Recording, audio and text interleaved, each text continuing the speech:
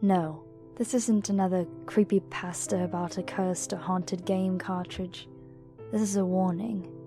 Less than 2 days ago, on a Saturday morning, my best friend Alice woke me up with about 7 or 8 text messages imploring me to download a new augmented reality game for Android and iOS called Pokemon Go. I wasn't really interested, as I always get addicted to these dumb free-to-play games and end up spending a week's pay on microtransactions in 20 minutes. Plus, I know very little about Pokemon. My expertise stretches being able to recite the Team Rocket mantra, gleaned from watching the cartoon a few times in the late 90s, but that's about it. I always thought it was just a bunch of random creatures jumping around and shooting lightning bolts out of their asses while this kid with a baseball cap gets overstimulated. God, the whole thing reminded me of a pretty intense sugar rush, and I never once played any of the games since I've never owned a Nintendo console. But I went onto Facebook and was startled to see a bunch of images which Alice had shared of her playing the game, which is unusual, as she isn't normally the sort of person to go crazy on social media and overbomb us with constant updates. I commented on one of her images and immediately she started messaging me again, over and over with strict instructions to download the game from a link someone had sent her. So, just to shut her up as much as anything else, I followed her step-by-step instructions, which involved downloading the game to a PC from this link, which is dead now, so don't bother trying to find it, and then using a USB cable to transfer the game to my phone. I asked her why I couldn't just use the App Store or Google Play, but she told me that the game hadn't been officially released in the UK yet, and anyway, the game was so popular that servers were constantly crashing. She also told me that the version of the game I had just obtained was a rare beta version which contained a few weird bugs, but it was worth it to be 2 of the first people in the country to play it. There were a lot of comments on her Facebook images, from people saying things like, "Oh my god, how the hell did you get this game in the UK?" So it did feel sort of cool being one of the first to get to play it. There are certain Pokemon in the UK version that can only be caught in certain parts of the country, which gave me a buzz too, as I was getting a head start in building up my collection of make-believe critters. I've always been a sucker for collecting things. I get pretty obsessive about it. So pretty soon I was engrossed in the game and walking the streets with a kind of feverish anticipation, praying that my phone would buzz to let me know another Pokemon was nearby. I'm assuming anyone reading this will know the basics of Pokemon, and probably already own this game as well, so I'll spare you the details of how it all works. What was weird though, was that I was unable to register using my own name, and the feature where you can design your avatar was broken, leaving me no choice but to use a pre-programmed one which resembled the character of Alice in Wonderland. This seemed an odd coincidence considering my best friend's name. In the middle of the road near my house, I soon found and captured my first wild beastie, which is a rather cruel concept if you think about it. It was a Meowth, and I began to train it up. Not 100% sure of what I was doing, but it seemed pretty idiot-proof. Like all these games, it keeps you hooked by way of steady sprinkling of experience points, meaning that you are constantly creeping forward. And I have leveled up twice by Saturday afternoon. At level 5 you can enter Pokemon gyms, which seem to be randomly assigned buildings. The only one in my town is a public library which is closed on weekends, so it wasn't really a whole lot of use. My Pokédex was growing pretty steadily as I got to grips with throwing the Pokeballs. I soon noticed that nearly every Pokemon was located in a strangely dangerous location, like the middle of a busy street, or on the top level of a multi-story car park, very close to the edge. I guess that was a wrinkle that the game designers still had to iron out, and didn't think much of it. I kept checking Alice's progress on her Facebook walls. She was posting updates literally every 5 minutes. I cursed her good fortune, as she had already caught 8 Pokemon to my 4, and I felt a strange sense of a jealous anger, almost a rage, just because she was stumbling across the things quicker than I was. She had found a Bulbasaur on a suspended girder in a busy building site, and a Butterfree halfway up some scaffolding around an old derelict building that was due to be demolished. At first we would message each other with updates on our progress, but this soon stopped as we both became too engrossed. I began to navigate purely via the screen on my phone, not really paying attention to the real world around me. I began to go half mad from anxiety as I waited for my phone to buzz with news of a new Pokemon nearby. I was sweating and muttering to myself, causing some passers-by to ask if I was okay, but I ignored them. My feet began to ache from all the walking as day turned into night, but it didn't matter. Nothing else mattered but catching them all. I was supposed to be working on Sunday, but I phoned in sick. I'm not normally a very good liar, but I was so desperate to have the day free to play my new game, my performance was flawless. I think the story I gave was about both my parents being in some car accident, just off the top of my head. My manager said something to me about being concerned about Alice, who was her friend as well as mine, and I think she asked me if I had heard from her that day, but I didn't care about that, and just wanted to end the conversation. As soon as I hung up, my phone buzzed again with another Pokemon in the middle of a traffic roundabout, and I was off again in my own little fantasy world. I started to receive messages from various people in increasing volume.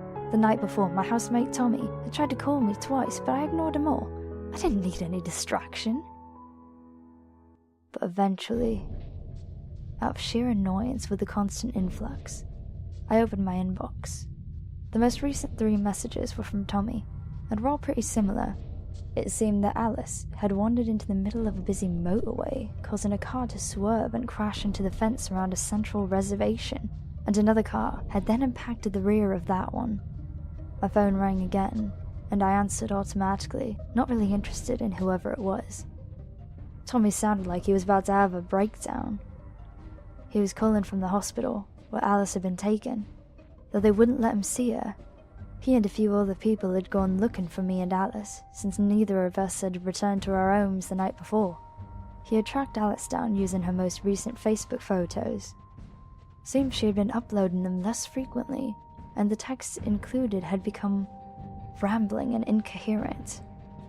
Tommy told me she had begun to sound like Ash from the Pokemon cartoon, sort of speaking in his chirpy catchphrases.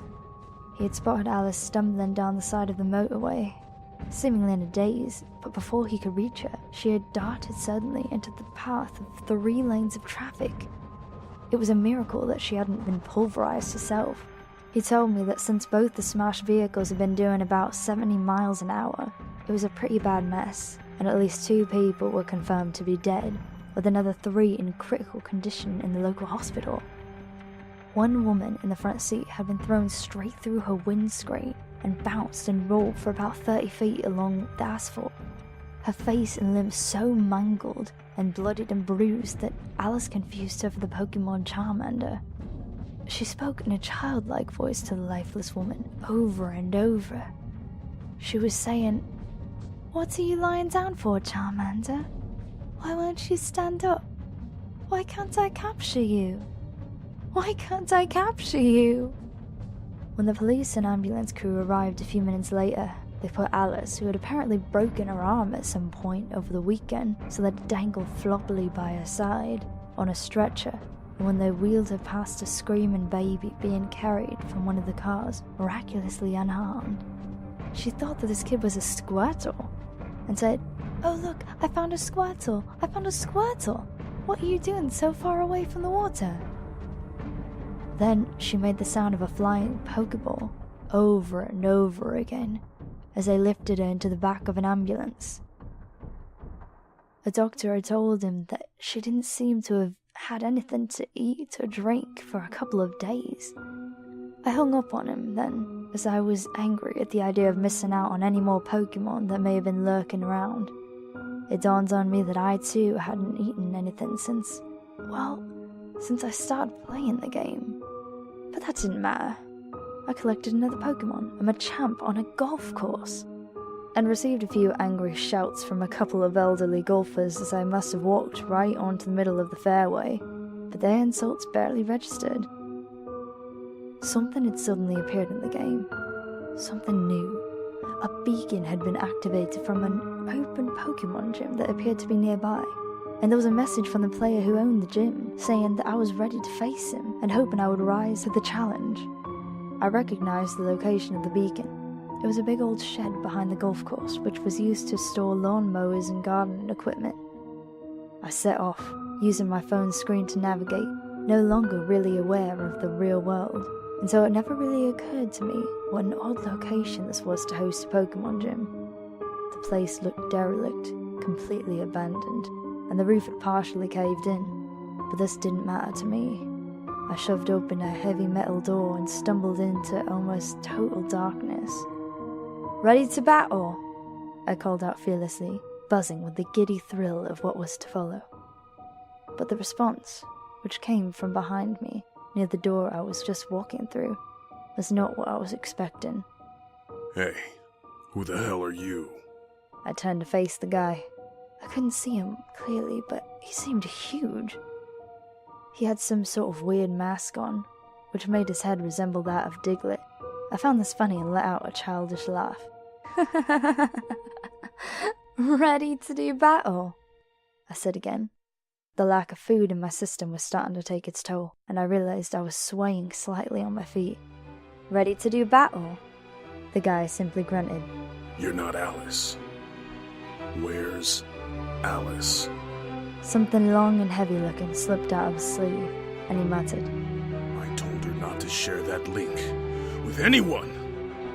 I go to all this damn trouble." Surprisingly nimbly, he suddenly advanced on me, holding the blunt object back as if he was about to swing. The last thing I clearly heard him say was, "Pretty addictive game, huh?" I woke up in total darkness. I don't know how long it was out for, as I hadn't exactly been paying attention to the time that weekend, but by then night had fallen. I couldn't find my phone. The guy must have taken it. I began to cry hysterically and couldn't stop for what seemed like hours. I wasn't upset about Alice, or about how close I might have just come to being beaten to death by some creep. I wasn't upset about the blood in my eyes and in my matted hair, or the growing sensation of pain all down one side from where I must have hit the floor hard. I cried because I hadn't ever logged into the game. I cried because all of my progress has been lost. I cried because all of this has been for nothing.